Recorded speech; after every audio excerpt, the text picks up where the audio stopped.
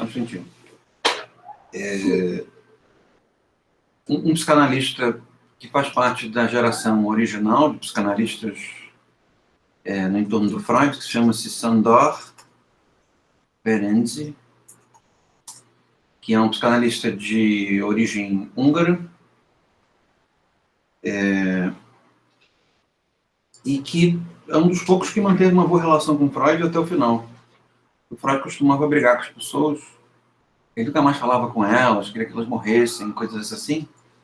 O Sándor Ferenczi, provavelmente em função das suas próprias virtudes, né, conseguiu durar na vida do Freud até o final. Nós vamos ler dois textos sobre humor, escritos pelo Sándor Ferenczi, e vamos ler antes do Lacan, porque a abordagem do Ferenczi é mais próxima da do Freud do que a do Lacan, entendeu? Para a gente não mudar de abordagem de maneira tão abrupta. E quais são os textos? Esse aqui, ó.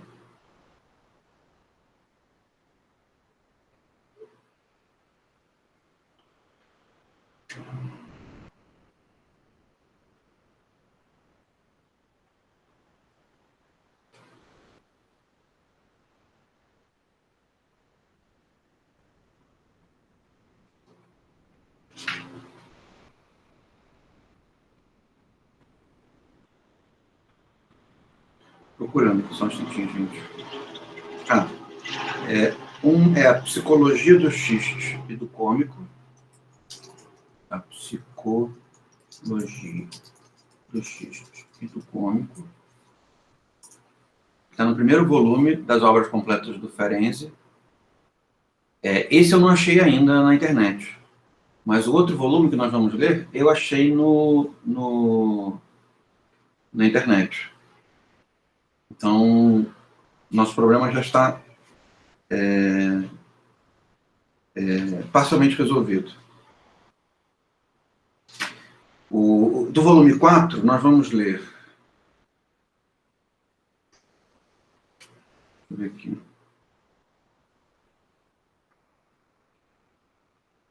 É um texto chamado Riso e um outro texto chamado Reflexões sobre o Trauma. O Iago é muito rápido. Até os textos que o Aristóteles nem escreveu, o Iago já encontra. Que belezura, Iago. Esse curso jamais existiria sem você. Você não gosta muito dele? De quem? Do Aristóteles?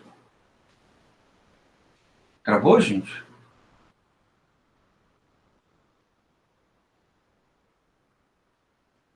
Estão aí ou travou?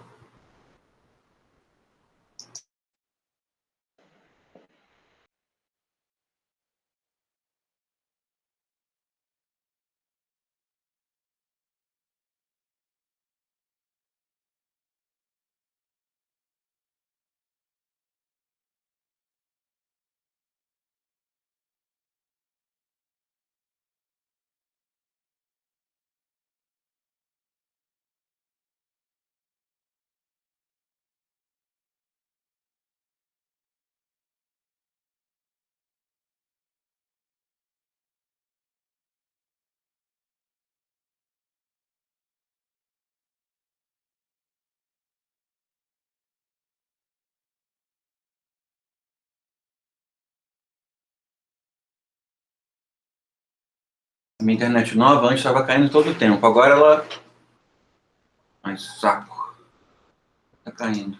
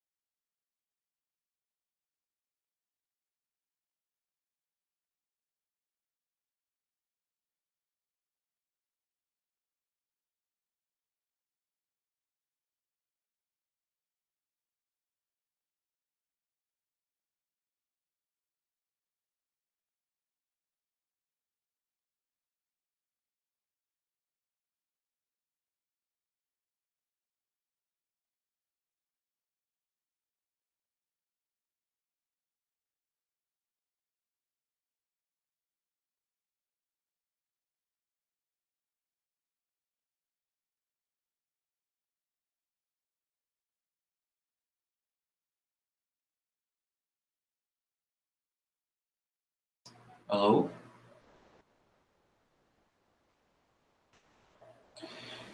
Hoje na primeira aula que eu dei, não caiu quase. Não caiu. Hoje agora voltou a cair. Então eu peço paciência a vocês por essa internet deficiente. Mas vocês chegaram a ver o nome dos textos? Um é o riso, o outro é reflexões sobre o trauma, e estão no volume 4 das obras completas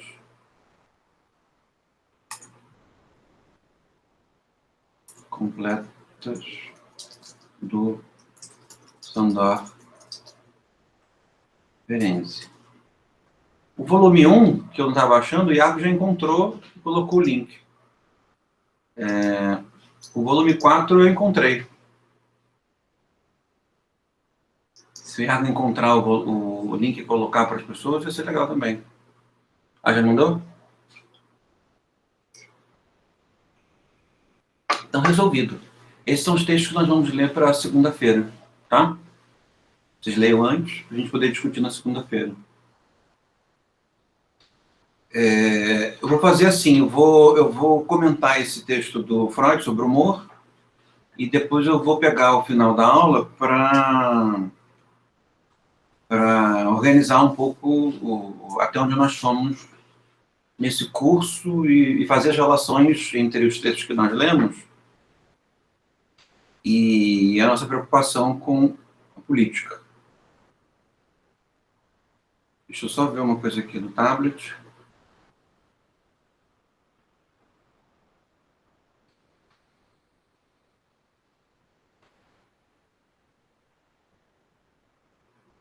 Certo. Diga, Maurício. Eu só queria saber o volume do texto do humor, qual é o volume do livro que o senhor está usando, não, do Freud? Freud? Volume 17. Ah, tá. Tá ótimo. Nem todas as edições seguem a mesma numeração, tá? Então, é o volume 17 nessa edição da Martins Fontes. Eu não sei qual é o volume na edição da Imago. Teria que ver. Vamos lá.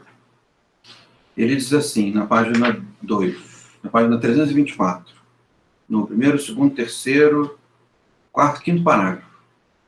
Não há dúvida, a essência do humor consiste em que o indivíduo se poupa dos afetos que a situação ocasionaria e com uma piada afasta a possibilidade de tais expressões de afeto. Tá ótimo.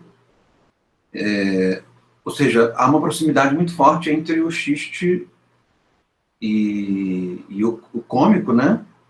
E o humor serve como um nome geral que abarca tanto o xiste quanto o cômico, né? O humor acaba se tornando um continente do qual são regiões, o xiste e o cômico, tendo como diferença básica entre o xiste e o cômico o fato de que o xiste necessita de uma estrutura triádica, né, de 3 pessoas, mesmo que uma possa estar ausente, e o cômico não, o cômico depende de 2 pessoas.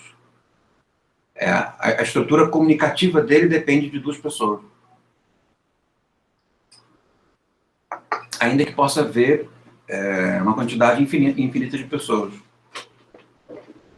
Isso, para o Freud, ocasiona diferenças significativas, ainda que dentro do mesmo continente, porque no cômico, justamente porque são 2 pessoas, existe alguém com um certo grau de distanciamento acerca do material que está sendo viabilizado, né, o material de sofrimento ou de desprazer que está sendo mobilizado, de tal maneira que possa haver um grau de manipulação maior, né? Ou seja, o cômico ele traz consigo mais plasticidade do que o xiste. No xiste, digamos que o sofrimento que é mobilizado, ele é mais espontaneamente mobilizado. Ou seja, a carga inconsciente mobilizada no xiste, ela é mais intensa do que a carga inconsciente mobilizada no cômico. Tá? Isso faz também com que, no xiste, o sujeito ele esteja mais implicado, mais exposto, do que no caso do cômico, em que pode haver um distanciamento maior entre aquilo que se sofre e aquilo que é utilizado para fazer rir, né? Então vamos lá. Claramente, no mesmo parágrafo, claramente deve-se buscar a solução do problema no humorista. No ouvinte cabe apenas supor um eco, uma cópia desse processo desconhecido.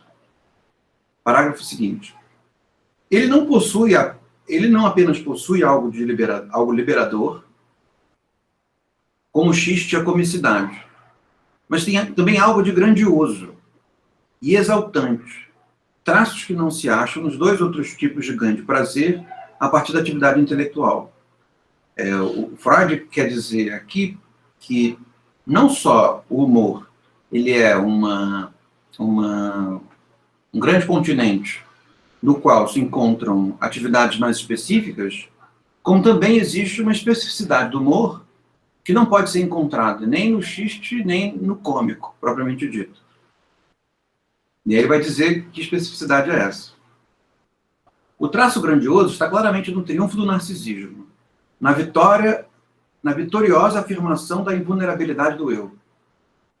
Este se recusa a deixar-se afligir pelos ensejos vindos da realidade, a ser obrigado a sofrer, insiste em que os traumas do mundo externo não podem tocá-lo, mostra, inclusive, que eles são apenas oportunidades para obtenção de prazer. Esta última é característica absolutamente essencial no humor. Tanto no cômico quanto no xiste, não há o humorista. Não sei se fica claro isso para vocês, não tem um humorista. Nisso que no humor é específico do humor, que ele não compartilha com o cômico nem com o xiste, é possível aparecer essa figura, que é a figura do humorista. E a característica distintiva do humorista é que ele está mais protegido do que o cômico. E necessariamente mais protegido do que o xistoso. No fim das contas, o xiste é o mais exposto de todos e o humorista o mais protegido de todos. De tal maneira que uma das características que o Freud elenca para o humorista é justamente a sua invulnerabilidade. Ou seja, ele é tão hábil em fazer rir, ele é tão hábil na técnica de fazer rir, que ele se torna quase que invulnerável, indestrutível no que diz respeito aos ataques externos, né?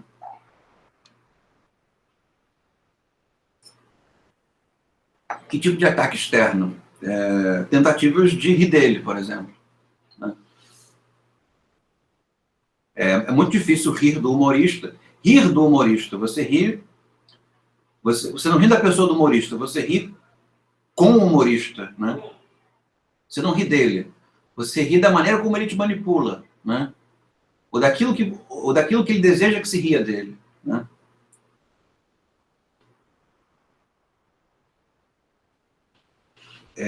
E aí ele fala, no final desse parágrafo, o humor não é resignado, é rebelde.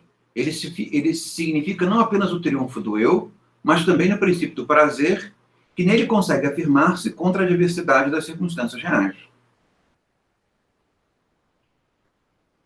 O humor pode ter, na figura do humorista, tanto essa figura de invulnerabilidade, digamos assim, individual, mas também o humor também pode ser caracterizado como um modo de invulnerabilidade diante de circunstâncias adversas, né?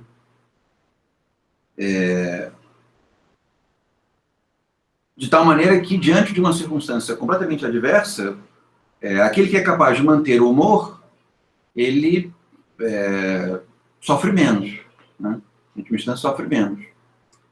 E consegue marcar um certo distanciamento entre o eu e a realidade.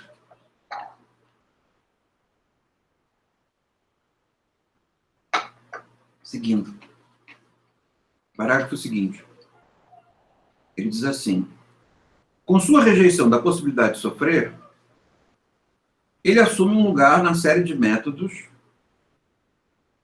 que a psique humana desenvolveu para fugir à coação do sofrimento, uma série que tem início com a neurose e culmina na loucura, e na qual se incluem também a intoxicação, o ensimismamento e o êxtase. O humor deve a esta relação uma dignidade que falta inteiramente ao xiste. Por exemplo, já que este ou serve apenas ao ganho de prazer, ou coloca o ganho de prazer a serviço da agressão. A postura humorística, mediante a qual a pessoa se recusa ao sofrimento, enfatiza a invencibilidade do eu ante o mundo, sustenta vitoriosamente o princípio do prazer. Onde que ele vê uma dignidade maior no humor do que no xiste? Porque o xiste, uma vez que a tendência de sofrimento ela é mais explícita e o sujeito está mais à mercê dela, o xiste não faz necessariamente aquilo que quer, o xistoso faz o que precisa, né? E é nisso que o humor possui uma dignidade maior, porque o humor ele não faz o que precisa, ele faz o que quer, ele mobiliza o que quer, não o que precisa, né? Então o xiste é feito numa situação de insuportabilidade, uma certa condição de insuportabilidade. Enquanto que o humor não. O humor traz consigo um grau significativo de maleabilidade e de voluntariedade. E, nesse sentido, é que o humor é capaz, de uma maneira diferente ao xiste, ao cômico, de produzir para o Freud essa condição de invulnerabilidade. O que significa essa invulnerabilidade? Tornar o eu protegido, né? Enquanto o eu, no xiste, no cômico, está desprotegido, ou relativamente desprotegido, ele precisa equilibrar suas forças, ele precisa equilibrar o desprazer. No humor, não. No humor, existe uma espécie de homeostase do prazer, de equilíbrio do prazer, e a capacidade de obtenção de mais prazer. Na frase anterior, o que o Freud diz? Ele diz que o humor participa, junto com o xiste, junto com o cômico, mas de maneira, digamos assim, mais blindada, de uma série de atividades que a vida emocional desencadeia para lidar com o sofrimento, né? Então ele dá o exemplo da neurose e dá o exemplo da loucura. Tanto a neurose quanto a loucura são formas pelas quais o aparelho psíquico lida com o sofrimento. O xiste, vocês viram que ele possui uma cumplicidade estrita com a neurose.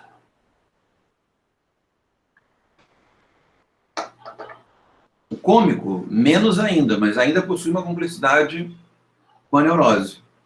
O humor não. O humor traz consigo, digamos assim, uma formação própria, pela qual o problema do sofrimento ele é relativamente equacionado. Pelo menos no que diz respeito a uma espécie de forma ideal do humor, uma forma ideal de personalidade humorística, o momento em que se interpreta essa formação de personalidade, né? Seguindo. Se nos voltamos para a situação em que alguém se coloca humoristicamente em relação a outros, apresenta-se a concepção que já propus timidamente no livro sobre o xiste. Ele se comportaria diante deles como adulto em relação à criança, na medida em que reconhece e ri da futilidade dos interesses e sofrimentos que a ela parecem grandes. Então, o humorista obteria sua superioridade por colocar-se no papel do adulto, por identificar-se, de certo, como pai e reduzir os outros a crianças. Provavelmente, essa analogia que o Freud faz entre o humorista e o pai se deve ao fato de que essa é a analogia que o Freud mais faz o tempo inteiro, né? Ele quase sempre vê tudo como uma espécie de substituição do pai. Mas se nós não quisermos ir tão longe quanto Freud, nessa substituição contínua das figuras que exercem um papel na psicopatologia com o pai, nós podemos simplesmente incorporar esse desnivelamento entre alguém que está seguro e alguém que está inseguro, tal como um adulto e uma criança, tal como um chefe e um subalterno, tal como, sei lá, o senhor e o escravo, né? Ou seja, ele está numa posição de invulnerabilidade. Percebem? E em função dessa posição de vulnerabilidade, todos os problemas da vida são pequenos problemas ridículos, que podem ser tornados risíveis, uma vez que são mostrados para esse público em geral. Então, no momento em que o público em geral ele é contraposto ao seu próprio ridículo, o público em geral ri desse ridículo. Esse é o ponto. É o que faz com que, no argumento do Joel Biermann, que nós vimos no nosso primeiro encontro, haja a possibilidade de um certo enfrentamento igualitário entre o poder e o humorista, né? Por mais que nós desautorizemos, de certa maneira, a autoridade do humorista por ele ser um humorista, o humorista está de tal maneira protegido a ponto de, pelo menos do ponto de vista emocional, desafiar o poder, né?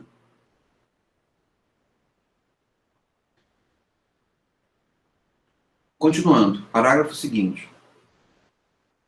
Se nós voltamos para a situação em que alguém se coloca humoristicamente em relação aos outros, apresenta-se... isso eu já li. Seguindo o parágrafo seguinte. Mas recordemos a outra situação do humor, provavelmente mais antiga e mais significativa, em que a pessoa dirige a postura humorística para si mesma a fim de afastar o sofrimento possível. Há sentido em dizer que alguém trata a si mesmo como uma criança e simultaneamente faz o papel de adulto superior diante dessa criança?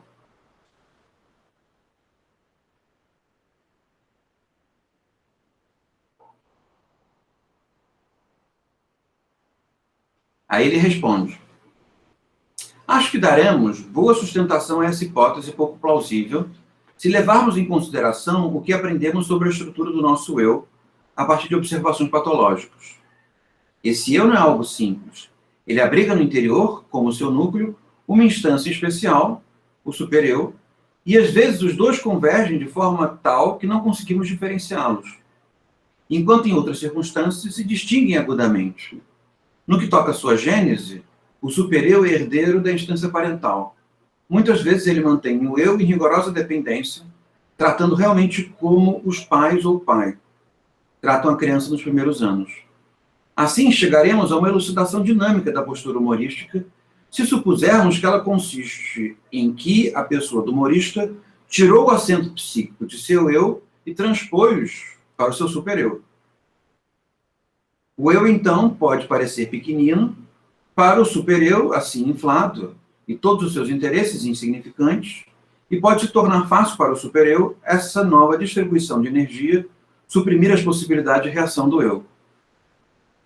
Aqui o Freud como esse texto é um texto mais tardio do Freud, ele acrescenta algumas noções que a gente precisa esclarecer, porque elas não estavam na introdução que nós fizemos a partir do livro do Manoni,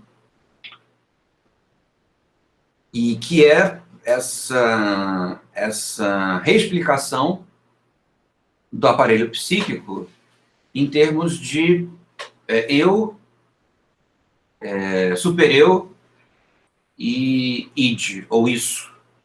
Tá?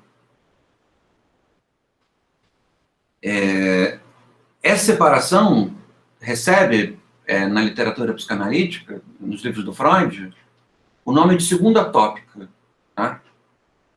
Sendo a primeira tópica aquela que entenderia o aparelho psíquico em termos de inconsciência, pré-consciência e consciência. Se vocês repararem bem, o que muda prioritariamente entre uma tópica e outra, e essas tópicas, segundo Freud, elas não se substituem, elas se acumulam, né? São perspectivas diferentes pelas quais se pode caracterizar o aparelho psíquico. Mas se vocês percebem, no que diz respeito à dinâmica, há uma diferença clara nas dinâmicas, e ela pode ser percebida, assim, em termos gerais, como uma espécie de internalização da origem da energia. Ou seja, na segunda tópica existe uma internalização da origem da energia. Enquanto na primeira tópica, a perspectiva é prioritariamente externa. O que significa isso? Que a energia que produz desprazer, na primeira tópica, ela vem de fora. É a luminosidade, é a sexualidade dos outros, são os barulhos, são a experiência parental, de tal maneira que o aparelho psíquico se desenvolve resistindo e se protegendo desse excesso de energia, né? De tal maneira que o aparelho psíquico ele pode ser chamado, na primeira tópica, como um aparelho de proteção da inconsciência, de proteção do inconsciente. Tanto que um dos mecanismos mais efetivos pelos quais o aparelho psíquico consegue ter uma quantidade maior de prazer é colonizando o lado de fora, a partir da alucinação. A alucinação serve como um modo de levar prazer ao universo que, basicamente, é fonte de desprazer, né? É levar prazer aonde há realidade, e a realidade é fortemente fonte de desprazer. Está claro até aqui, como uma descrição da primeira tópica? Só me confirmem se, como revisão da primeira tópica, isso ficou mais ou menos claro. Tá. No que diz respeito à segunda tópica, a questão é internalizada. Então, a maior fonte de energia para a segunda tópica, que ele pressupõe nesse texto sobre o humor, é o id, que também pode ser traduzido como isso. E o que é isso? É um ponto mais interno que produz vitalidade por ele mesmo. O que faz com que o nosso aparelho psíquico ele queira expandir-se, esse é o ponto. Ele queira ocupar os lugares, ele queira sair dos limites corporais e ir para o mundo, né? Que ele queira sair apavorando por aí, percebe? Então, nesse sentido, o id é uma força interna, mas e ao mesmo tempo relativamente tirânica, expansivista. Talvez a palavra não seja melhor, mas um pouco imperialista, talvez. O id quer ter 500 filhos. O id quer ter 70 mil empresas. O id quer que todas as pessoas saibam quem ele é. Percebe? O id é expansivo. Então, comparativamente ao primeiro modelo do aparelho psíquico, qual é a grande questão no aparelho psíquico, segundo a segunda tópica? É proteger o mundo das ações do id, das ações descontroladas e descomunais do id. Então, segundo a descrição da segunda tópica, a segunda maneira de descrever o aparelho psíquico, é como se nós tivéssemos uma espécie de Mr. Hyde, né? Naquele romance, né, do Jekyll e Mr. Hyde, Dr. Jekyll e Mr. Hyde, o médico e o monstro. É como se nós tivéssemos um monstro interno e esse monstro quisesse fazer, seja lá, aquilo que ele tem desejo. Percebem? Então, num certo sentido, o processo na perspectiva da segunda tópica, ai, cacete.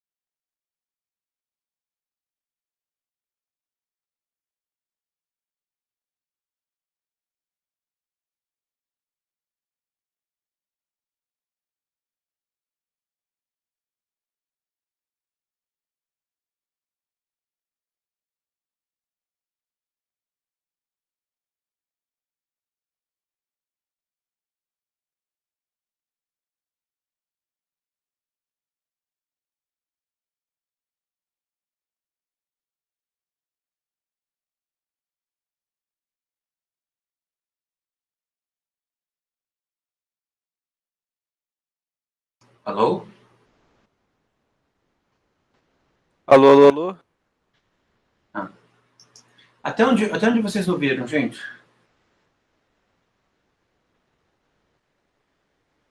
Eu ouvi até a parte que você estava falando do ID, você falou que ele era imperialista de certa forma, que ele quer tudo, tava nessa linha de raciocínio.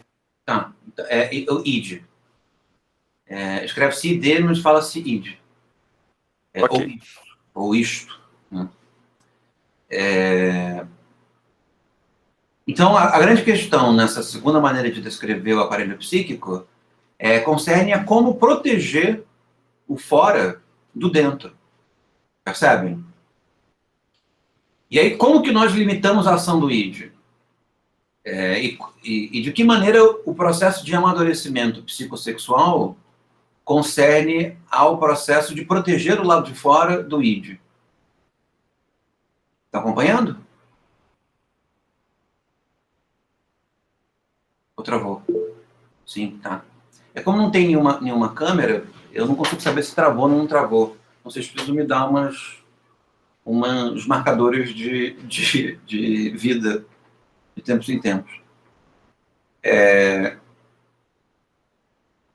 Então, quais são os marcadores de proteção, de limitação do id com relação ao lado de fora, ao mundo, à sociabilidade, que vão se desenvolvendo conforme o amadurecimento psicossexual?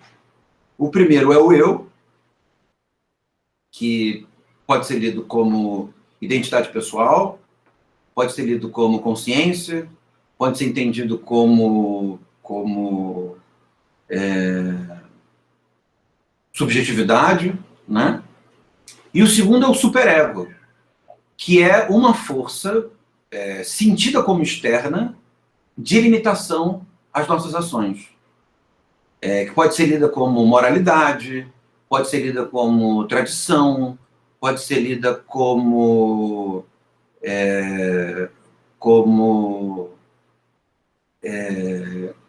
culpa, pode ser lida como tensão de fora para dentro. Então, nessa segunda maneira de compreender o aparelho psíquico, Freud diz que nós temos uma espécie de vitalidade incontrolável, e essa vitalidade ela é reprimida tanto pela ação do eu quanto pela ação do superego. E o processo de maturidade sexual concerne a desenvolver essas instâncias. Então, se o eu ele consegue ser um pouco permissivo com o id, o superego não. O superego ele é absolutamente tirânico do lado de fora. Digamos que é como se nós tivéssemos um tirano querendo sair e tivesse um outro tirano dizendo não, fiquem aí. Mantenham-se nos limites da sua identidade, mantenham-se nos limites das suas capacidades, mantenham-se nos limites da sua subjetividade. Não queiram se expandir para o mundo. E o modo pelo qual o id faz isso, consegue exercer isso, é fazendo com que nós tenhamos uma sensação de moralidade, uma sensação de culpa, uma sensação de peso na relação do mundo conosco. Né? Faz sentido para vocês até aqui? Faz. Professor, a maioria desses processos podem ser inconscientes também? Você em algum momento teve culpa, mas não está tão consciente que foi culpa. Entendeu o que eu quis dizer? Sim. Esses processos são processos que organizam a subjetividade e eles são, sobretudo, inconscientes, e a consciência acerca deles aparece pela forma de sintomas, né? Então, quando que se sabe que o superego ele é exagerado e restringe de uma maneira irracional? Quando há sintomas, né? Uma extrema inibição, uma extrema intimidação com relação ao mundo, medo, né? E que não se justificam pela questão ambiental, pela dinâmica habitual. Então, por exemplo, nós temos medo de tomarmos uma bala perdida nas costas. Isso não é ação do superego sobre nós, percebe? Isso é uma mera ambientação habitual. Nós vivemos numa cidade, num estado muito perigoso, e nós sabemos que as pessoas são baleadas. Mas nós podemos ter medo, por exemplo, angústia, de não querermos parecer sensuais demais, por exemplo. Ou de não queremos parecer que nós somos muito vaidosos. Ou não queremos que as pessoas se deem conta de que nós temos pretensões, de que nós queremos ser percebidos. Percebe? E se isso, de alguma maneira, gera uma espécie de imobilização, já se pode saber que essa imobilização, que esse constrangimento, ele se dá por razões inconscientes. É preciso investigá-los para que esses sintomas, de alguma maneira, permitam que se possa remontar, quando é o caso e quando é possível, a causa inconsciente dessa sintomatologia. Né? Entendeu? Então tá.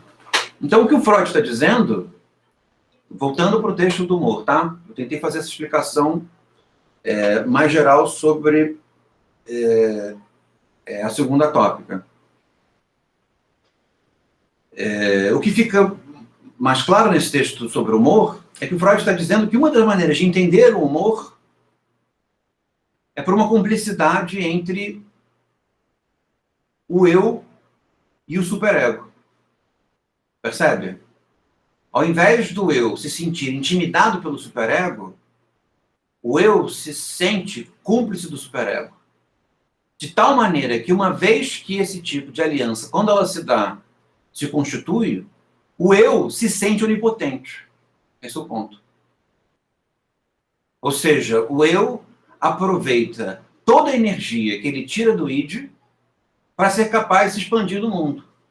Porque ele não se sente intimidado pelo meio, né? Como todos nós nos sentimos em função da ação do superego sobre nós.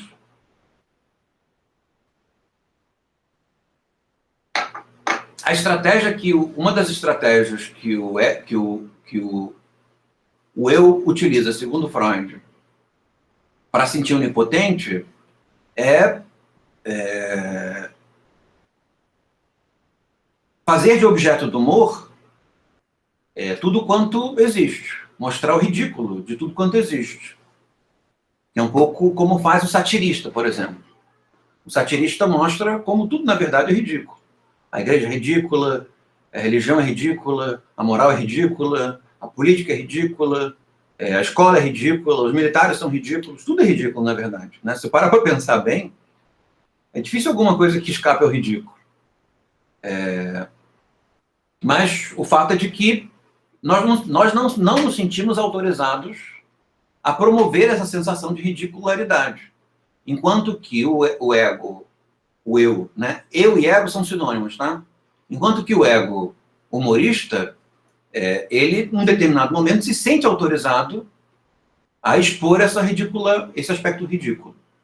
A outra maneira pela qual eu também pode, a partir do humor, se invulnerabilizar, é a partir da autoironia, né? Ou fazer humor consigo próprio. Ao invés dos outros serem capazes de acessar as minhas características negativas, eu percebo essas características negativas e eu mesmo as ridicularizo. De tal maneira que eu estou blindado, porque a principal pessoa a me ridicularizar sou eu mesmo. Percebe? Isso não quer... Essa ação de ridicularização não se mistura ou não se confunde com a autorridicularização xistosa. Porque a autorridicularização xistosa, ela concerne a como a gente diz na gíria, se colocar para baixo. E se colocar para baixo e funcionar esse se colocar para baixo. Né? A pessoa percebe características negativas dela, ela tematiza essas características negativas, faz graça dessas características negativas, mas se sente mal ao fazê-lo. Percebe? Ela se rebaixa mais ainda diante dos outros em função dela. Essa é uma maneira também de fazer xiste, de tal maneira que, de uma forma assemelhada ao humor, existe uma espécie de antecipação do mal que o mundo pode produzir,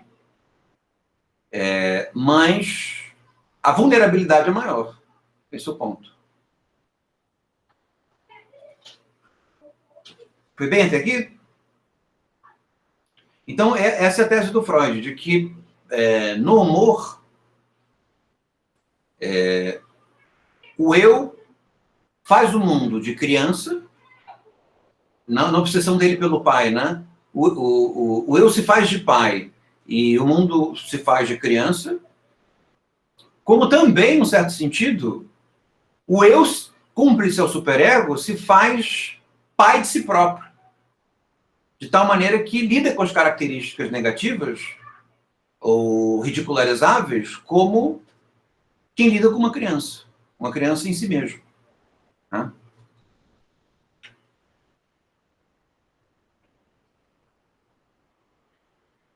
Foi bem?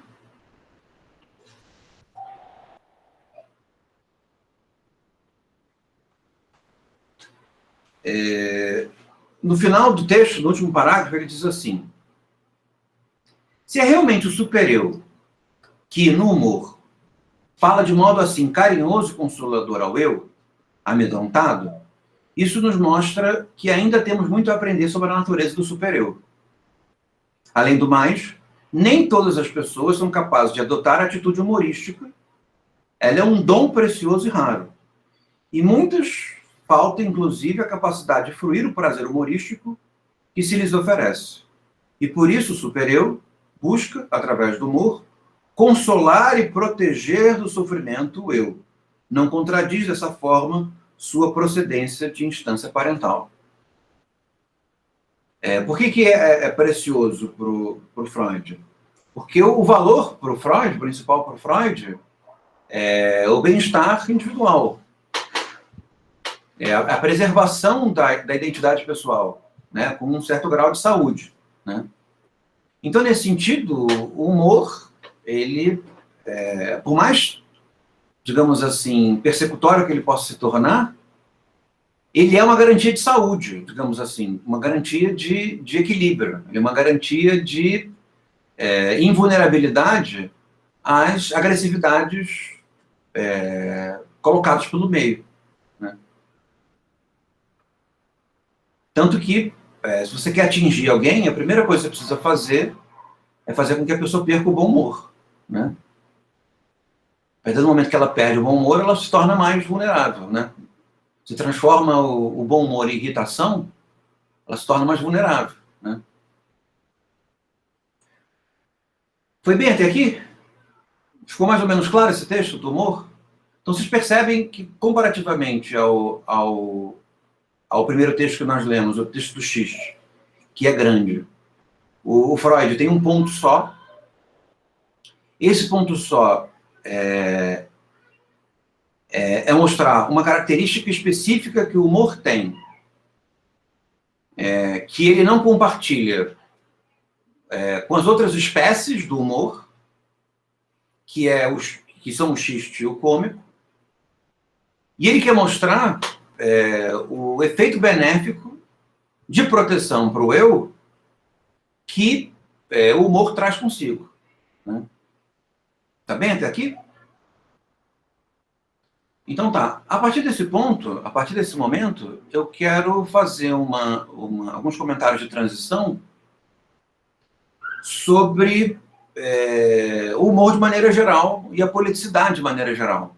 Um pouco na chave do que nós vimos na nossa introdução, tá?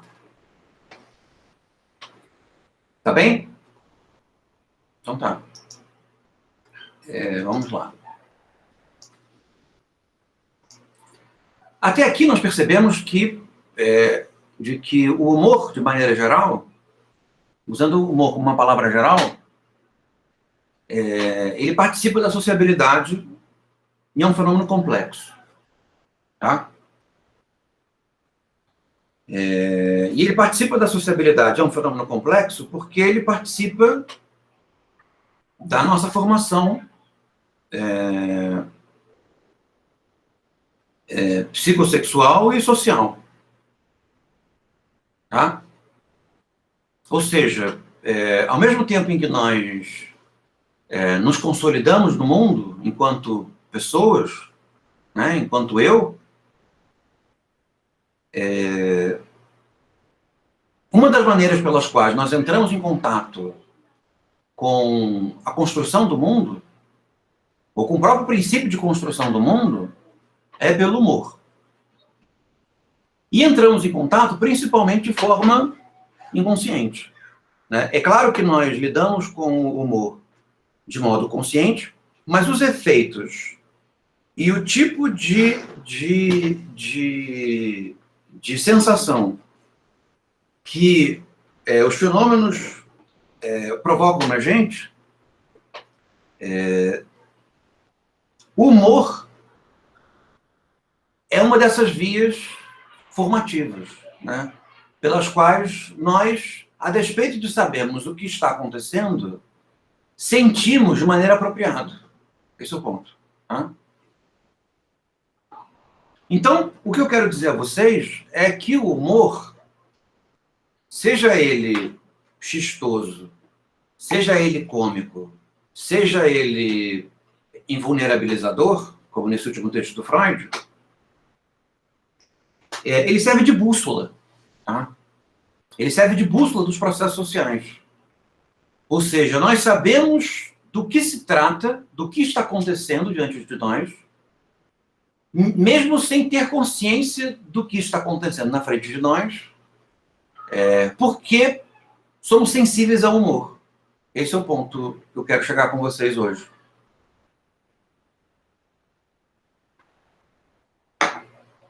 Então, ainda que nós não saibamos muito bem o que está acontecendo,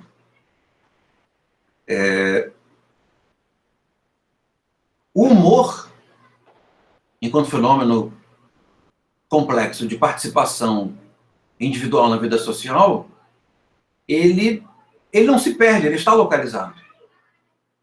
Né? Ainda que nós não saibamos do que se trata, nós sabemos como nos sentir e do que nos proteger.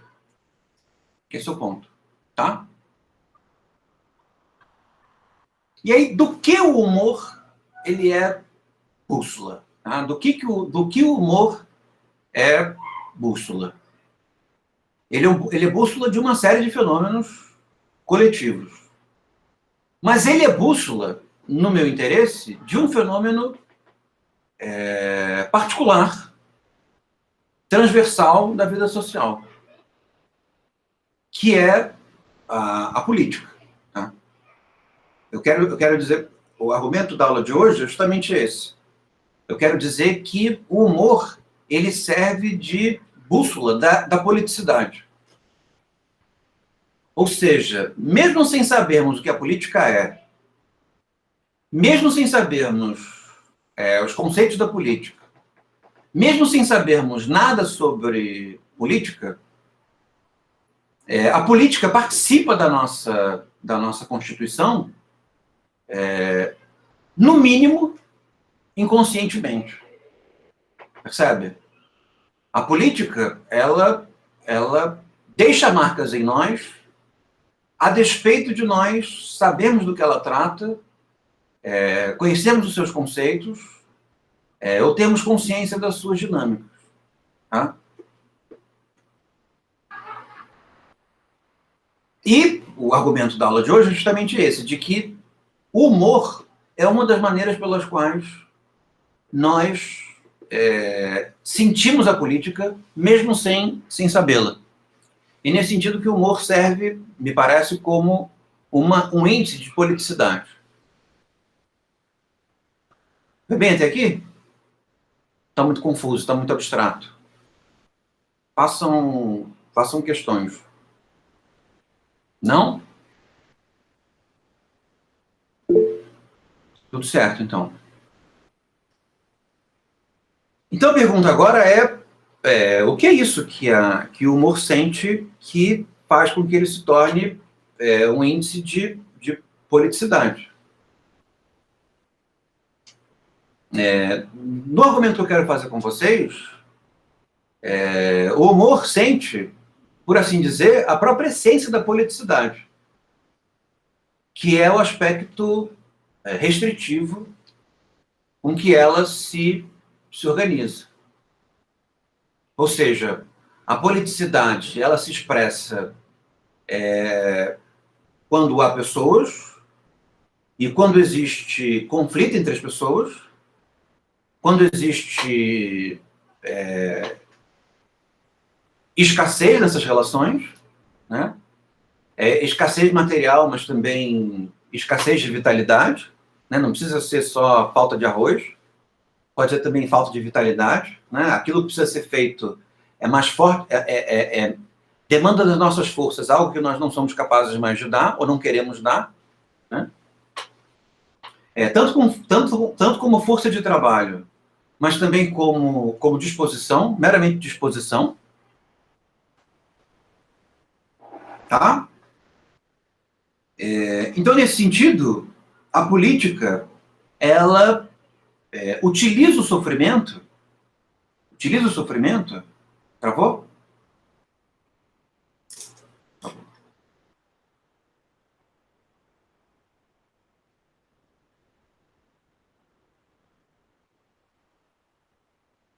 Ah, tá ok ainda? Ah, que bom. Para mais alguém tá ok?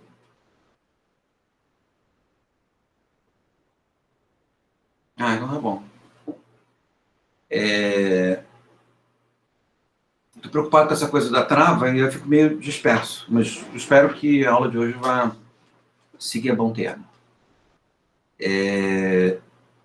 Então, a política, ela se vale de mecanismos restritivos para obter aquilo que as pessoas consideram que não poderia ser obtido de outra forma,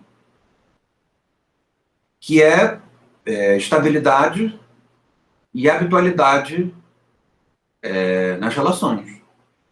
Estabilidade e habitualidade do modo pelo qual as coisas vão se dar no mundo. Né? O modo pelo qual vão se dar as relações e o modo pelo qual vão ser administradas as formas de escassez, tanto vitais quanto materiais. E assim e a política se apropria disso porque o condicionamento de hábitos a partir do sofrimento traz consigo uma utilidade muito grande. Que utilidade é essa? Consegue-se, com administrações de sofrimento, condicionar e provocar comportamentos com um grau de eficiência muito grande. Né? Ou seja, o grau de habitualidade que se tem, ele não é proporcional à quantidade de sofrimento que foi impingido. Esse é o ponto. Não que haja pouco sofrimento, mas a habitualidade ela é sempre muito maior do que o sofrimento impingido. Pelo menos numa vida política minimamente defensável. Né? Eu acho que a nossa ela é meio desregulada, né? Mas isso todo mundo sabe. Então, o fenômeno político, que é um fenômeno restritivo, ele faz parte da nossa vida como um todo, né? Mas ele não faz parte da nossa vida como um todo, sendo que ele aparece sempre da mesma forma, né? Porque o fenômeno político ele pode estar conjugado a qualquer outro fenômeno. De tal maneira que a política ela é menos alguma coisa que é um fenômeno específico que possa ser definido, mas ela é mais um estado no sentido temporal, mais um estado, um efeito que fenômenos diferentes são capazes de adquirir ou assumir. Então, qualquer relação, no momento em que ela ativa uma dinâmica restritiva, ela se torna uma relação política. Relação de casais, relação de consumo, relação de trabalho, relação de amizade, qualquer relação. Quando o sofrimento ele se torna um modo pelo qual se habitualiza a relação, pode-se dizer que existe politicidade naquela relação. Percebem? Estão acompanhando até aqui? Se ficar confuso e muito abstrato, vocês me parem. Mas me digam, tá bem até aqui? Esse sim é antes ou esse sim é depois? Não sei se esse sim é atual. Ah, é atual, é 7 e 9, tá bom.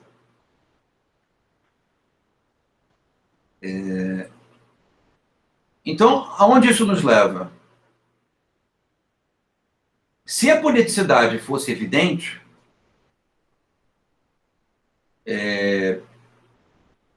nós a boicotaríamos, né? Se ela fosse integralmente e homogeneamente evidente, nós boicotaríamos a política o tempo inteiro. Porque ninguém quer sofrer, mesmo que esse sofrimento envolva um ganho de habitualidade, né? Para que nós suportemos o sofrimento de maneira consciente em função de ganho de habitualidade, esse ganho tem que ser muito palpável, né? Nós temos que estar muito convencidos de que vale a pena, né? E, ao mesmo tempo, o sofrimento na política ele é um sofrimento transversal, ele não é meramente individual. O que faz com que, se ele fosse evidente, se ele fosse explícito, as pessoas se uniriam com facilidade para impedi-lo, né? Para boicotá-lo. Então, nesse sentido, a politicidade, muito embora ela possa ser perceptível em uma série de fenômenos, faz parte da sua própria natureza um efeito de opacidade sobre as suas dinâmicas. Isso significa dizer que a política ela se esconde. Esse é o ponto.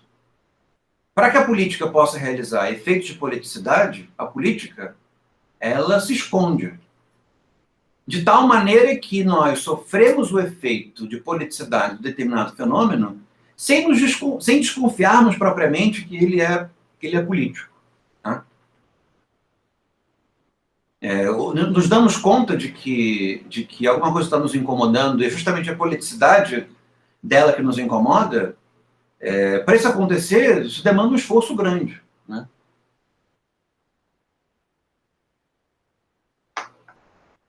E ainda que a politicidade seja um fenômeno transversal, coletivo nesse sentido,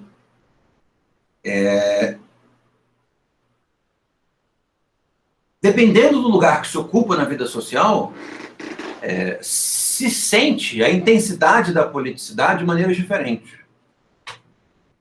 Então, determinados eventos são mais políticos para certos grupos e menos políticos para outros. Tem uma frase que se escreve nos muros e que é uma frase que inconscientemente mobiliza essa consciência da politicidade. É uma frase, ao mesmo tempo, inconscientemente mobiliza uma espécie de saber sobre a politicidade, ao mesmo tempo em que, inconscientemente, também se equivoca na definição, né?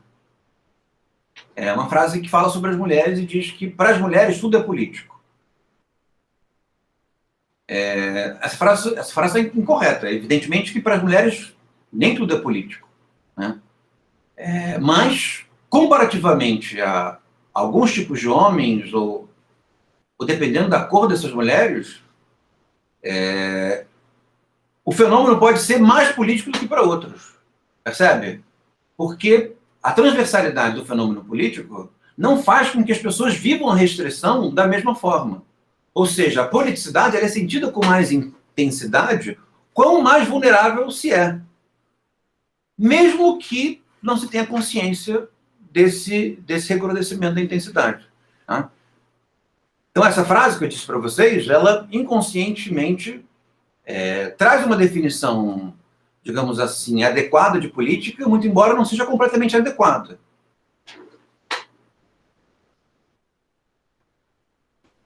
Porque uma vida que é completamente dominada pela política, ou ela não tem habitualidade nenhuma, ou ela é completamente habitual. Percebe? Ou seja, não há nenhum tipo de mistério acerca do desenvolvimento daquela vida. E para isso acontecer, é preciso ter um cenário bastante infernal. Tá? O mais infernal até do que nós estamos habituados. Foi bem até aqui como uma introdução leve à política, ao fenômeno da política?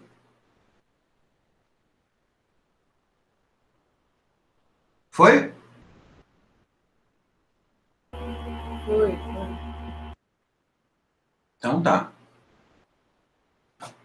Então voltamos ao humor.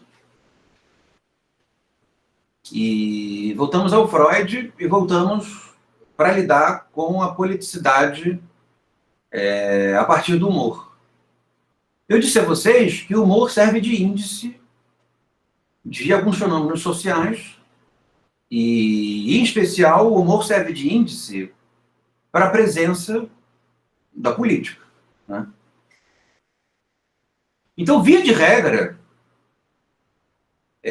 quando há humor, há política.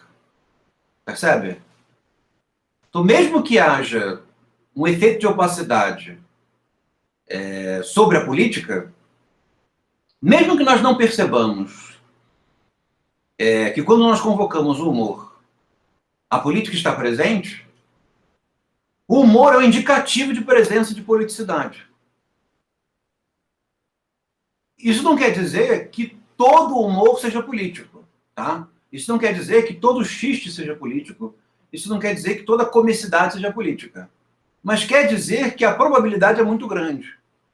Ou seja, que a chance de um fenômeno abarcado por esse continente humorístico, ele mobilize um certo grau intenso de politicidade, parece ser verdadeiro, tá?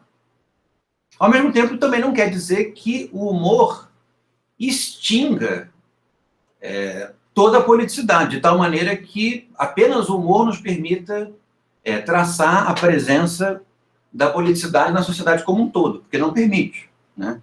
No máximo, o humor convoca um certo tipo de politicidade. Mas isso, ainda assim, e apesar disso, o humor é uma excelente ferramenta, esse é o ponto, para quem investiga fenômenos políticos. Porque se o fenômeno político ele se esconde, ele se torna opaco justamente para produzir restrição e previsibilidade, o humor serve como reagente. De tal maneira que, quando ele começa a agir, ele denuncia a presença da política na maior parte das vezes. Isso por quê? Porque tanto o humor quanto a política mobilizam o mesmo tipo de dinâmica inconsciente, que é o sofrimento.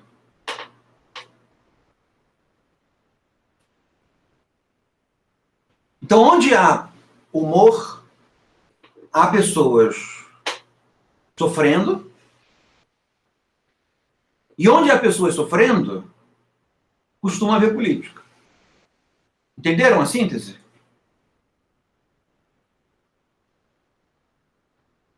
Até aqui vocês acompanharam? Professor, Diga, Maurício. poderia falar um pouquinho melhor dessa frasezinha final? Onde há pessoas sofrendo, a política, essa relação. Eu entendo que tem uma relação, mas parece que é uma relação de exclusividade, ou tipo, necessariamente, ou em num caso contrário. Eu estou tentando pensar num caso onde não há sofrimento, que também há política. É difícil, por esse argumento, por essa maneira de argumentar, dificilmente você encontraria uma situação em que as pessoas não estão sofrendo, em que houvesse, pelo menos, elas não precisam estar sofrendo conscientemente, né? Mas em que elas não estão sofrendo, em que haja algum tipo de politicidade relevante ali. Né? O que pode acontecer é você julgar que a politicidade em um determinado evento, ela não está lá. Então, por exemplo, o Estado... E a politicidade não tem a ver com o Estado, necessariamente, mas o Estado acaba sendo um forte agente de politicidade, porque ele concentra muito poder. Poder é um modo de produzir previsibilidade. Então, o Estado costuma ser, ou talvez, o maior provocador de sofrimento que se tem, né? Isso não quer dizer que esse sofrimento provocado pelo Estado não produza coisas boas, tá? Não produza... Porque a grande questão da politicidade é de que esse sofrimento produz habitualidade. E a habitualidade, a previsibilidade é boa. Né? É uma espécie de, a partir de alguma coisa ruim, obter coisas boas. Né?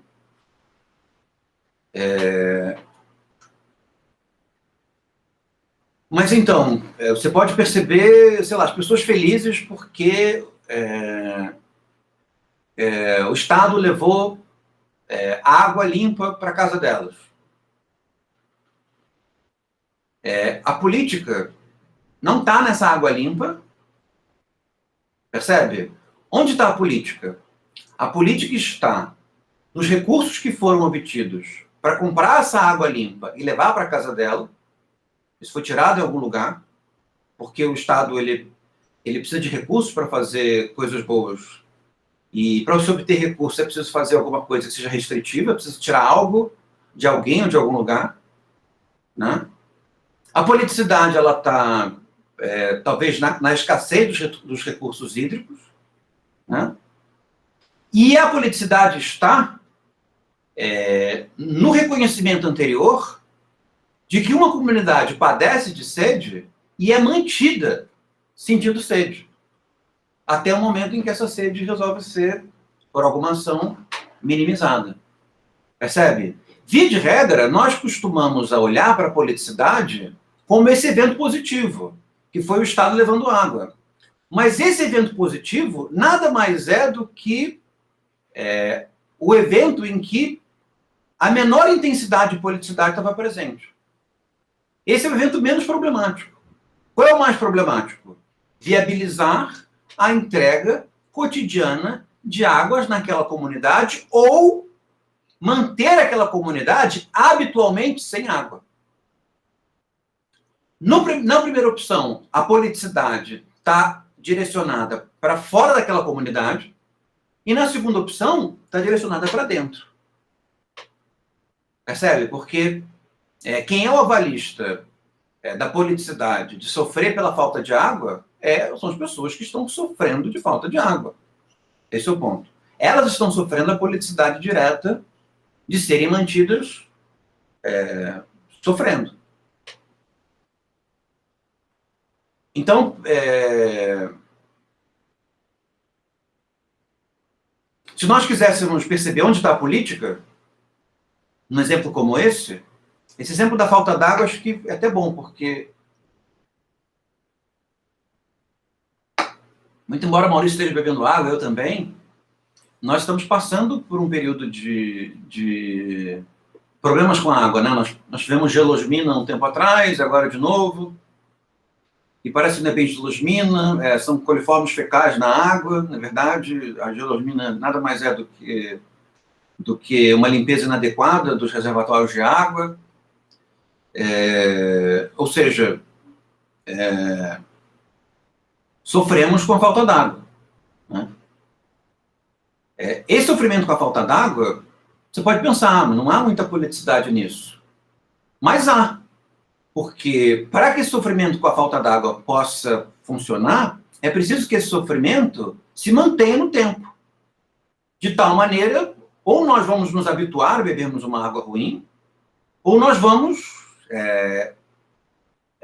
produzir algum tipo de rebelião, algum tipo de desobediência, que nos faça, a partir da imposição do sofrimento a algum tipo de grupo, receber uma água boa. Né? Mas alguém vai ter que ser restringido para que a água melhore. Ou para que a água mantenha-se como está. Percebem? O que nós fazemos nesse meio tempo? Em que nós estamos sofrendo com água ruim? Nós estamos fazendo graça. A gente faz piada. No carnaval passado havia o bloco da gelosmina, as pessoas se fantasiam de gelosmina. Agora a gente se incomoda menos, porque nós já estamos nos habitualizando com uma água ruim. Né? Mas já foi um indicador, um índice de politicidade, o fato de que nós, ao sofrermos com a falta d'água, sem sabermos da politicidade da falta d'água, fazíamos graça com a falta d'água. Sendo que a graça que nós fazíamos com a falta d'água era um índice de percepção da politicidade desse evento. Perceberam o que eu quis dizer? Ou não fez muito sentido na cabeça de vocês? É Iago ou é o Lucas que quer perguntar? Iago? Sou eu, professor. Tá me ouvindo? Caiu a internet aqui, estou usando o celular. Se eu bem entendi, para haver humor tem que haver restrição. Na verdade, para haver humor, tem que existir sofrimento. E a agência comum do sofrimento é a restrição. Uma das agências mais comuns do sofrimento é a restrição. Então, por isso, não quer dizer que tudo aquilo que nós fazemos humor seja político. Porque nós fazemos humor com vários materiais que não são políticos. Mas é muito comum que aquilo que nós tematizamos a partir do nosso humor, que o componente, que haja um componente político no que nós tematizamos, e esse componente político se deve ao fato de que esse sofrimento tem uma causa restritiva. Esse é o ponto. Então, muito embora humor tenha a ver com sofrimento e política tenha a ver com sofrimento restritivo, não é qualquer sofrimento, mas sofrimento restritivo, ambos se encontram no fato de que boa parte do material utilizado pelo humor é o sofrimento restritivo. Esse é o ponto. Essa seria, digamos assim, a definição mais rigorosa. Você quer continuar elaborando a pergunta ou já respondi? Não, é porque eu estou pensando em restrição. Você falou de relacionamento entre casais e tudo mais, né?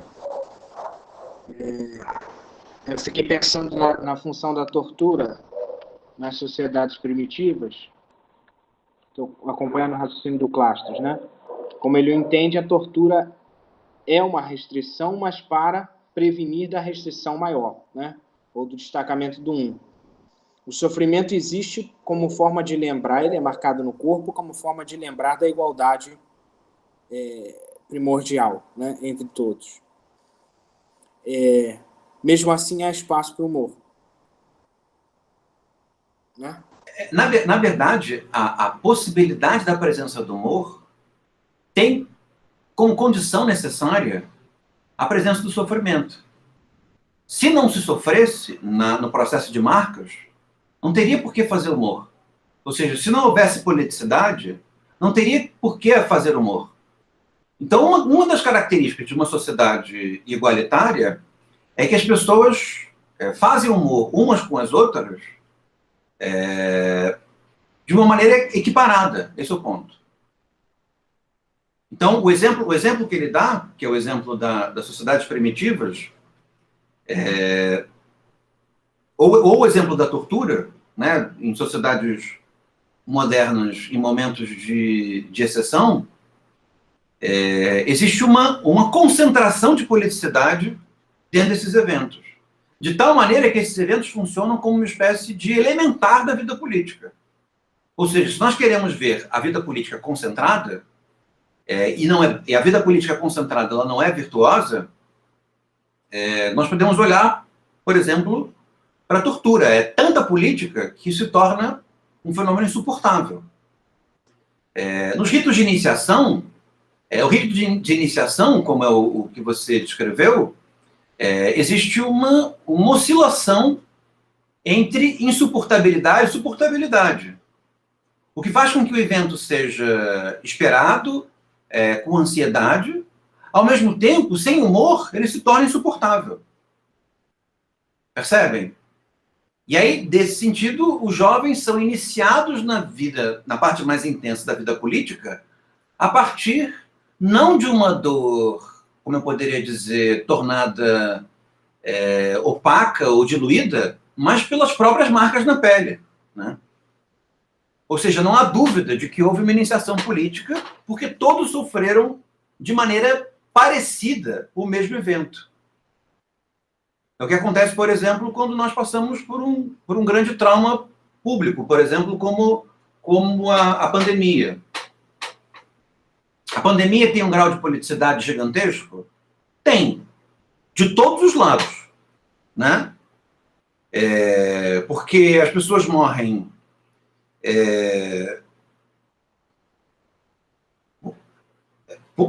Não pura e simplesmente porque as pessoas morrem de doenças naturais, porque isso não é política, isso é a natureza. A natureza nos faz sofrer, independentemente da política, de ter ou não ter política.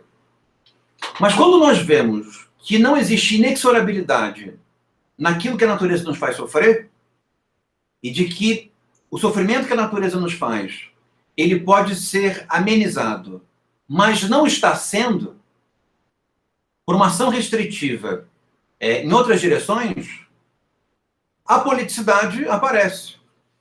E como é que nós sabemos que essa politicidade aparece? Se ela não fosse evidente, né? Se ela já não fosse evidente por si própria, como ela apareceria? Pelo humor. O humor serviria de índice para essa politicidade. Tem alguém ainda? O que o Iago caiu? Maurício? Tá. Percebe? O humor vai servir de índice. Então, se houvesse alguém muito iludido, não percebendo que há política na nossa pandemia, né?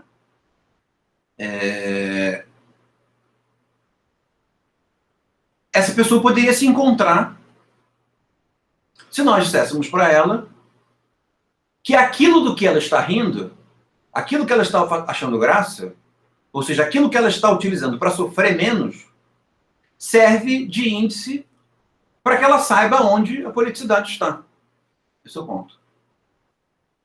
Então, aquilo que nos incomoda, aquilo do que nós estamos rindo, serve de índice para o destacamento de identificação da politicidade. Esse é o ponto. Aí vocês podem dizer, mas existem outros países em pandemia, e não é a mesma coisa que aqui. Eu diria que esses países estão vivendo a politicidade da pandemia de outras formas. Que o Estado poderia estar nos fazendo sofrer, impedindo que nós saíssemos da nossa casa. Ele podia estar nos fazendo sofrer, nos obrigando a usar máscaras. Ele podia estar nos fazendo sofrer, nos obrigando a não podermos ir nos parques.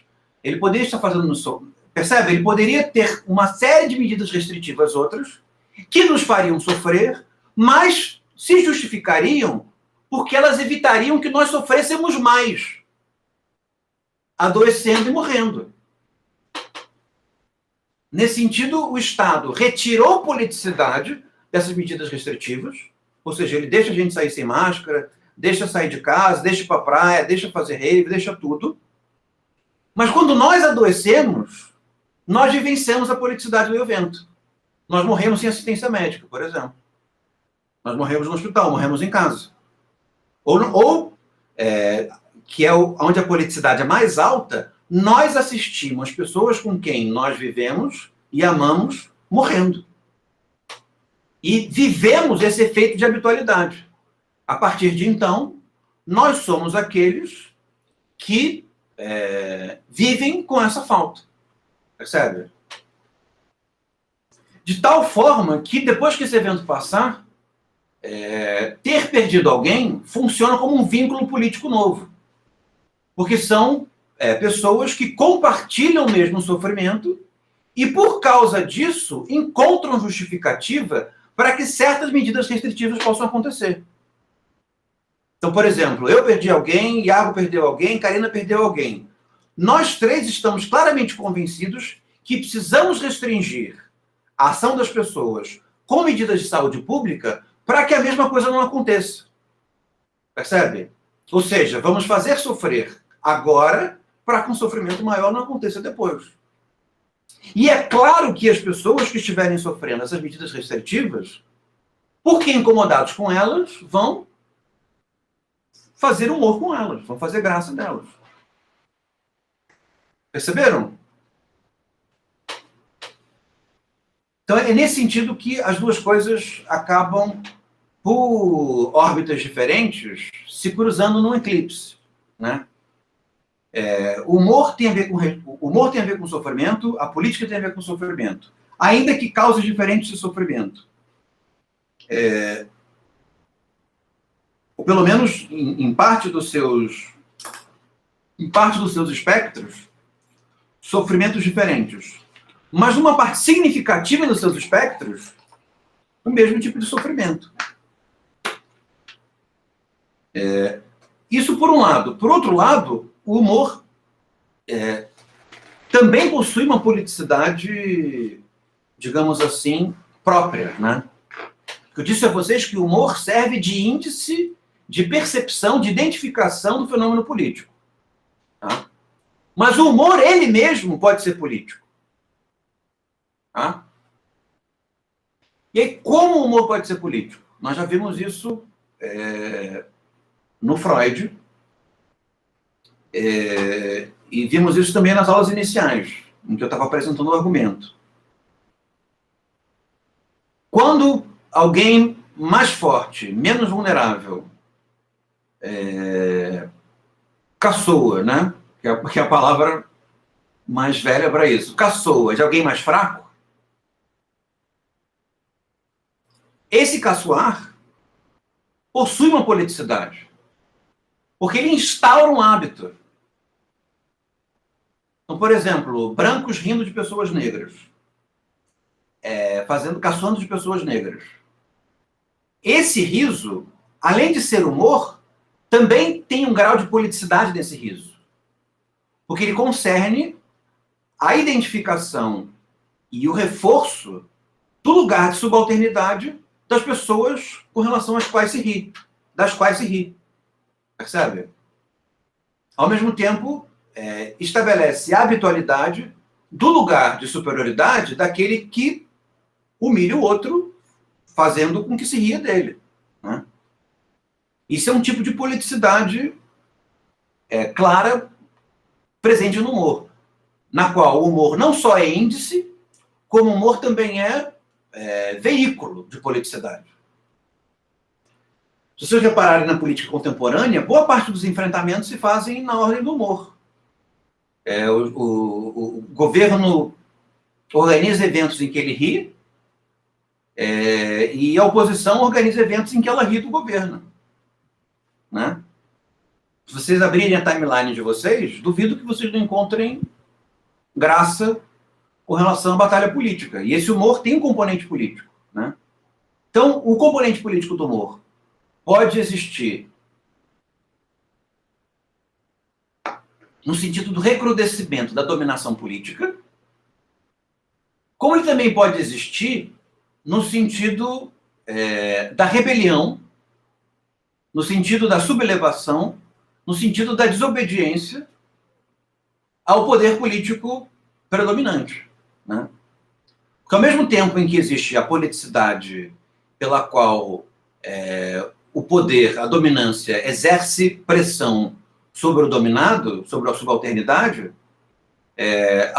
também resiste.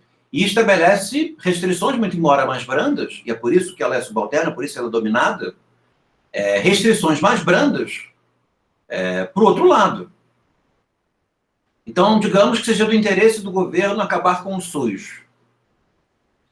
Nós podemos fazer humor, fazer graça, destacando a imbecilidade que seria acabar com o SUS. Muito embora o poder desse humor seja muito mais brando, ele pretende exercer alguma restritividade, ou seja, impedir aqueles que querem acabar com o SUS de acabar com o SUS. Percebem? Ou seja, ao mesmo tempo em que o humor ele pode servir como uma forma de dominação, ele também serve como uma forma de resistência. E tanto numa seara quanto na outra, o humor ele serve de índice e serve de veículo de politicidade. Perceberam?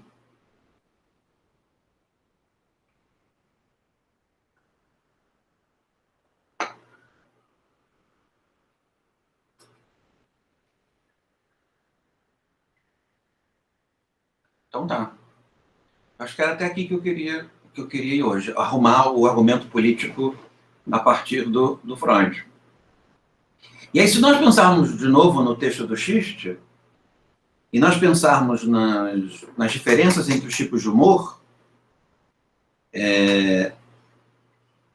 nós vamos perceber politicidades diferentes nos tipos de humor. Né? O humor do texto de 26, que é o humor que nós vemos hoje, a politicidade dele é extrema. Todo humor que permite que aquele que faz o humor esteja numa situação de vulnerabilidade é um humor de politicidade extrema. Esse é o humor capaz de atingir o poder, mas também é o humor que faz com que o poder atinja quem não tem o poder, mas também é o humor que permite que aquele que está na posição mais vulnerável possível sobreviva. Né? É um humor quase que... Existe um humor quase que delirante. Você está faminto, perseguido, sem trabalho, sem amigos, e ainda assim você consegue manter um certo grau de integridade para o eu, porque você acha tudo isso que está aí, tudo que te cerca é ridículo. Né? Então, mesmo nesse caso, que é o mais isolado dos homens, o mais infeliz dos homens, se ele é capaz de blindar o eu com humor, ele assume uma potência política. Percebem?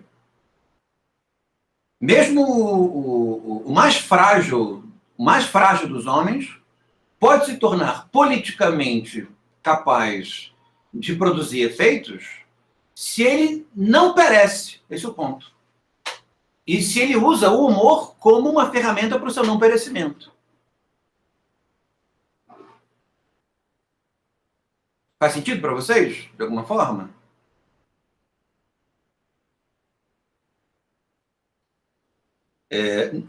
A comicidade, né? Não mais o humor no sentido estrito, mas no humor gênero, numa espécie, que é a comicidade. A comicidade, ela também traz consigo uma politicidade muito grande, porque ela envolve, como eu posso dizer, menos sofrimento para aquele que a faz, né? Aquele que a promove.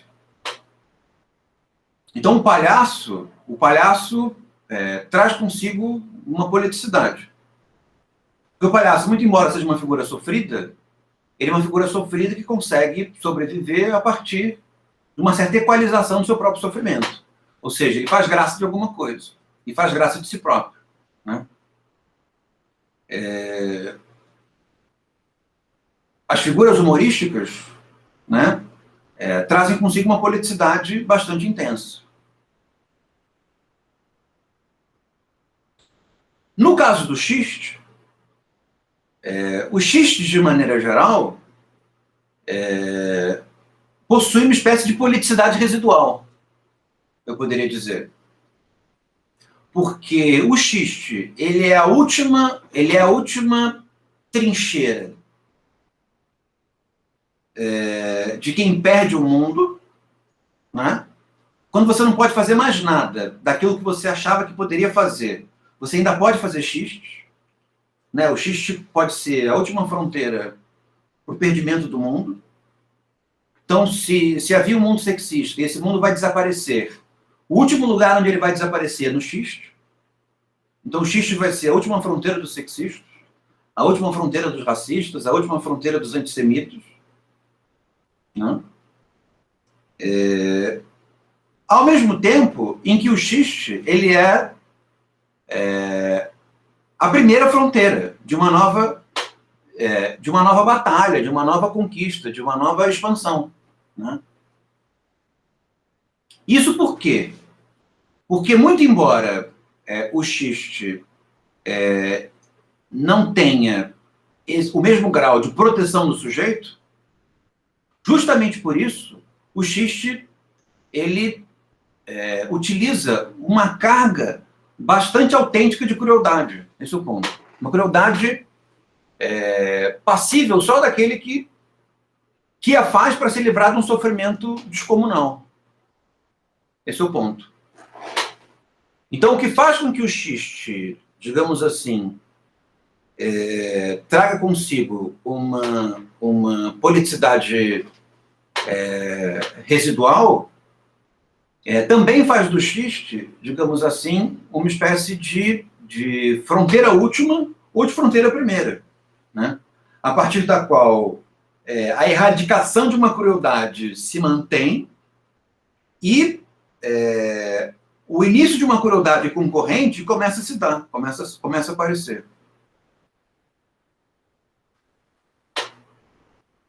Dentre os xistes, me parece que um xiste em específico tem uma potência de despolitização ou de abrandamento da tensão política, que é o xiste cético, ou xiste intelectual, ou xiste de absurdo, na complementaridade que eles têm. Porque esses xistes, que são xistes que não são tendenciosos, né, os outros são xistes tendenciosos, eles contam com um terceiro para fazer o terceiro sofrer, né, e aí obter prazer.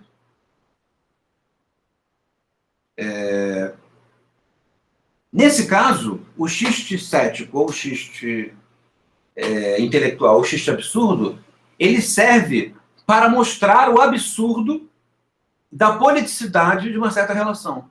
Ou seja, o absurdo que é um grupo fazer o outro sofrer em função de poder. Ou um grupo fazer o outro sofrer a partir de uma habitualidade que é precária e que talvez não seja necessária. Percebem?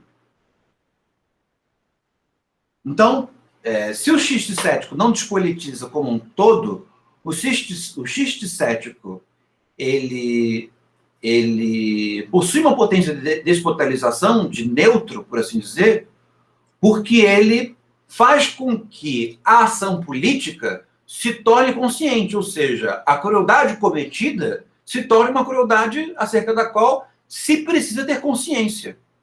E aí, os impedidores morais começam a existir, né? Porque só os sádicos são conscientemente cruéis, né? Mas nem todas as pessoas são sádicas. Muito embora parece ser uma condição necessária para uma política muito ruim, e os políticos têm uma disposição sádica muito forte, né? Parece que quanto mais desordenada e desabitual é a vida política, mais disposição sádica os políticos acabam tendo que ter, né?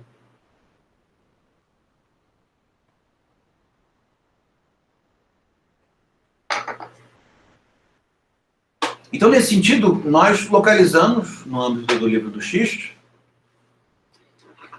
um tipo de plasticidade política especial para os xistes, né? Porque eles, muito embora não sejam superiores em intensidade política, eles possuem uma presença estratégica no que diz respeito à politicidade.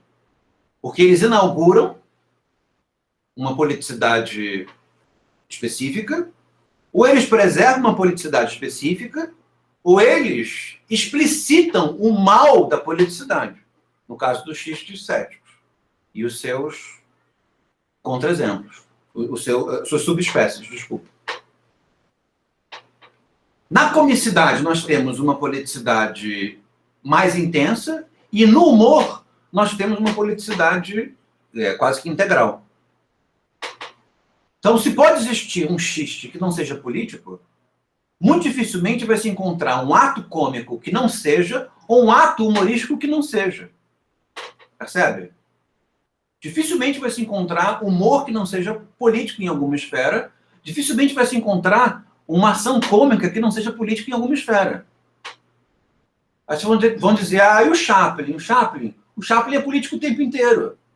É sempre um vagabundo dando chute na bunda de um policial. É sempre um vagabundo, um mendigo, dando chute na bunda de alguém com poder, né? Ou seja, é politicidade o tempo inteiro. Não é a politicidade de cima para baixo, mas é a politicidade de baixo para cima, né?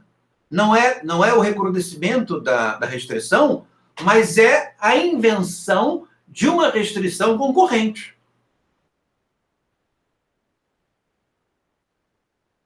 Esse é o ponto.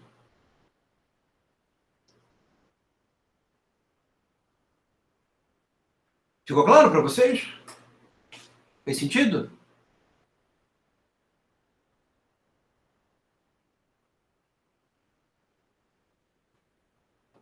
tá. Então, na semana que vem, vamos ler o Ferenczi. O Ferenczi. Esse Ferenczi ficou meio um sotaque meio alienígena para mim. Mas vamos ler o Ferenczi e discutir, né, as contribuições novas que ele tem para a interpretação do humor, do xiste, e perceber se tem alguma modificação para esse argumento na relação entre o humor e a politicidade que nós fizemos até agora. E aí depois a gente vai para o nosso querido Lacan. Diga, Maurício. O que a gente vai ler, a gente começa no volume 1 e depois vai para o 4, lê o 4. É isso mesmo. Começa no 1 e vai para o 4. Pode ler na ordem dos volumes. Tá bom? Então, gente, foi ótimo o encontro. Tragam questões na aula que vem, para a aula ficar mais animada. E nos encontramos na semana que vem. Vai. Estou colocando todas no YouTube. Já foi até a aula... Deixa eu ver. Acho que até a aula passada ou retrasada. Eu vou colocando aos poucos também, né? Porque dá um trabalhinho. Então tá, Rebeca. Vou interromper aqui.